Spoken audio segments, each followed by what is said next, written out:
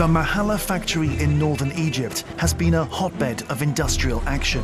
Earlier strikes at Mahalla were to provide an example of popular protest against the regime of President Hosni Mubarak, a prelude to the 2011 revolution. By 2006, a new grievance was uppermost in the minds of the factory workers. The issue revolved around promised government bonuses.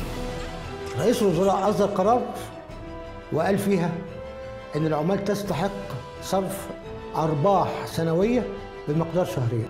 المادة الأولى منه يزاد الحد الأقصى لما يخصص للعاملين طبقا لأحكام قرار رئيس مجلس الوزراء رقم 122 سنة 1984 المشار إليه من 100 جنيه إلى ما يعادل مرتب شهرين من الراتب الأساسي، وذلك اعتبارا من أرباح السنة المالية 2005-2006. الدولة لما القرار ده نشر رئيس الوزراء قال لا ما ينطبقش على شركة المحل.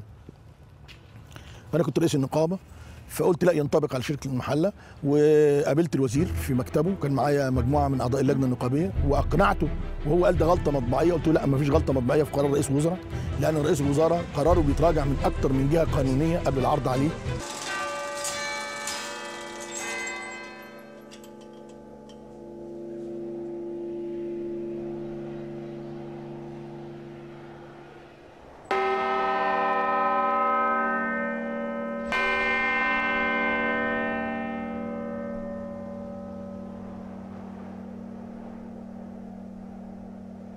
Founded in 1927, the factory was situated close to the cotton-growing areas in the Delta. Since last century, the factory has been at the center of numerous industrial action. A cauldron of revolt. Workers' strikes here have inspired grassroots social protest countrywide.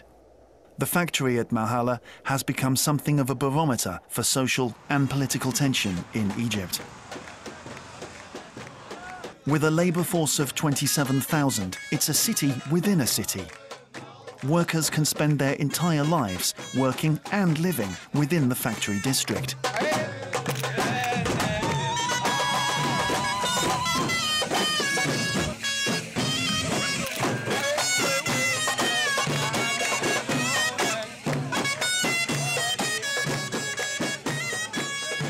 كلنا ولاد عمال، يعني واحنا صغيرين كلنا ولاد عمال، فاصبح ان الوسط اللي موجود كله وسط عمالي. والدي كان عامل في شركه غزل المحل، فرباني من شركه غزل المحل. هتبص برضه استاذ كمال، استاذ رجب، استاذ هتبص تلاقينا كلنا اجيال ورا اجيال بتسلم الرايه. احنا كنا 12 اخ واخت. والدي طبعا من خلال حبه للشركه قدر ان هو يربينا على حاجتين: حب العمل والاخلاص لمصدر الدخل بتاعنا. حسيت في وقت من الاوقات وانا لسه صغير ان الشركه دي هي مصر، كان كل تفكيري متصاب ان الشركه دي هي جمهوريه مصر العربيه. شركه مصر شركه يعني هي بتعيش فينا قبل ما نعيش احنا فيها.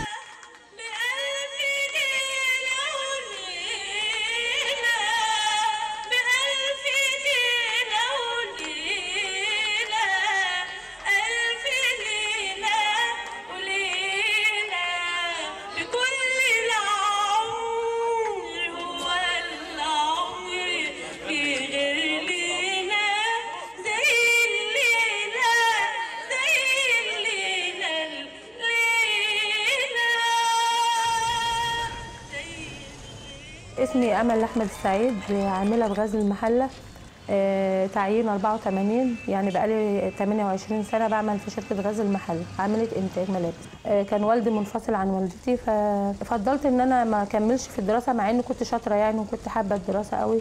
كان أيامها الشركة فاتحة باب التعيين، فكان عاملين ميكروفونات وبيمشوا في الشوارع يطلبوا اللي عاوز يتعين في شركة غزل المحلة بدون أي شروط وبدون أي شهادات وبدون أي حاجة. من بيتي الصبح أشم الهواء اللي هو النقي بتاع الصبح ده، أروح لغاية عملي، ده في حد ذاته بيدي طاقة أو طبيعة يعني البني آدم متعود عليه. أروح شغلي، بنبتدي الشغل مثلا من الساعة 8 كده، أما بنوصل الشغل بتاعنا جوه.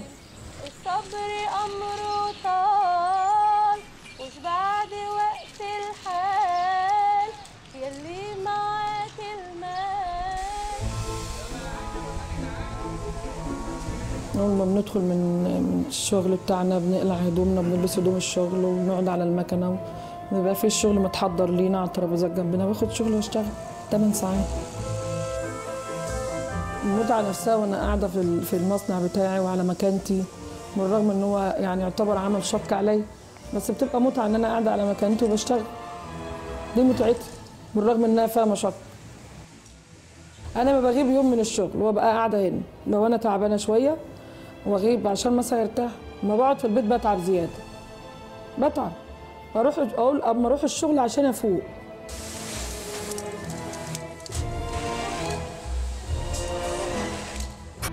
More than 20,000 workers at the factory went on strike in December 2006. This time, it was the women workers who led the strike. يعني الرجاله لما كانوا بيجوا لنا المصانع وينزلونا، فكانت الرجاله بتبقى يعني متاخره شويه، فبقول لهم يعني انتوا نزلتونا من فوق وواقفين انتوا احنا اللي ماشيين في الشارع داخل الشركه جوه. فقالوا طب بس روحوا احنا جايين، قلت لهم لا احنا يلا تعالوا يا جماعه اما نطلع تاني المصنع.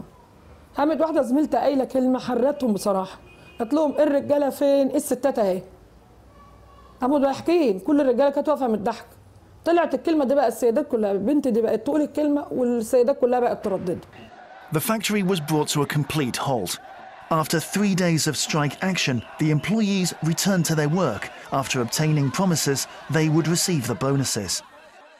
Almost a year later, in September 2007, the promised bonuses had still not been paid.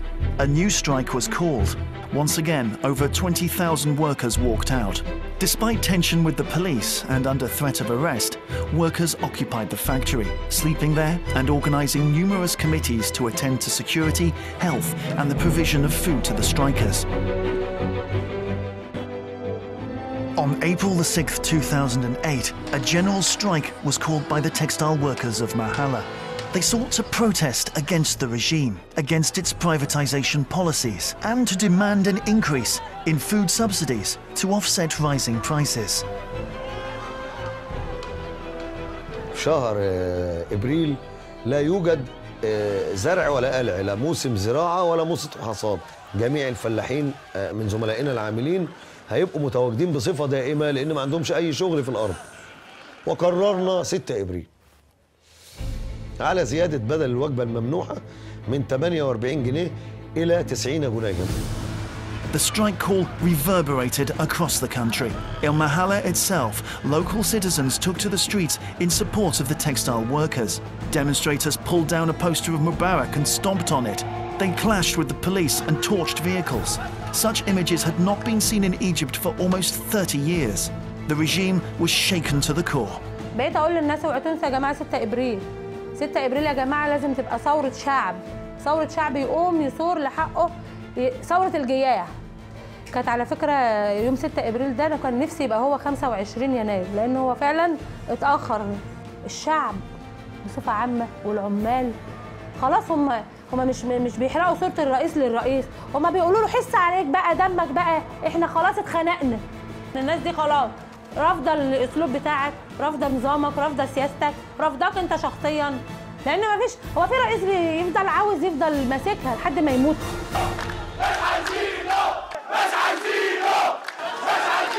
The police responded harshly. They attempted to stop the strike by forcibly taking over the factory. They arrested many of the strikers. They fired tear gas, rubber bullets, and even live ammunition at the demonstrators. 3 Mahala residents were killed, among them a 15-year-old boy. الحقيقي 25 يناير. Right up to the days of the revolution, Mahala workers Amal and Wedad continued their activism. In January 2011, they planned a trip to the presidential palace in Cairo to request an audience with President Hosni Mubarak himself. They wanted to petition the president to dismiss corrupt factory managers and to reinstate workers punished for recent industrial action. On January the 23rd, they travelled to Cairo. They were unable to meet the president. 2 days later, Mubarak had a countrywide revolt on his hands. January the 25th marked the first day of the Egyptian revolution. Egyptians took to the streets in large numbers, calling it a day of rage. They demanded an end to Mubarak's 30-year rule. Thousands marched in downtown Cairo, and similar protests occurred throughout the country. احنا كده هنموت جوعة وكده هنموت بالرصاص، يعني كده ميت وكده ميت، فالافضل ليا ان انا اموت بشرف بالرصاص، وانا اطالب بالطعام واطالب بالعلاج واطالب بالتعليم لاولادي.